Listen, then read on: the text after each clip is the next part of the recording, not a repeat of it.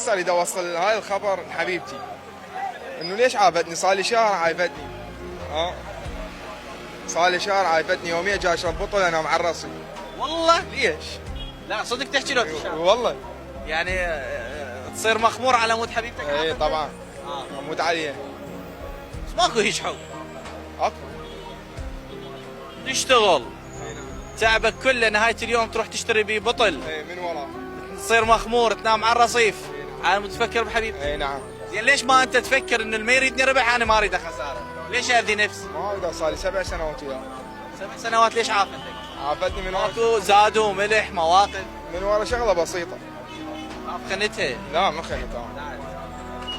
عندنا واحد من منطقتنا ابو اسواق، هي تشتري من يمه وهاي فقامت شويه تدب علاقه وياه، انا ضجت غيور اني.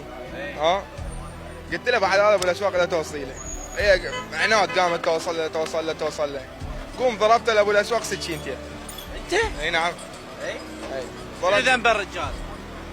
هو جاي يتحارش فيها. غير تحاسب المسبب؟ حاسب المسبب هي يعني مو ولا يمه ولا حول، بس هو يتحارش فيها.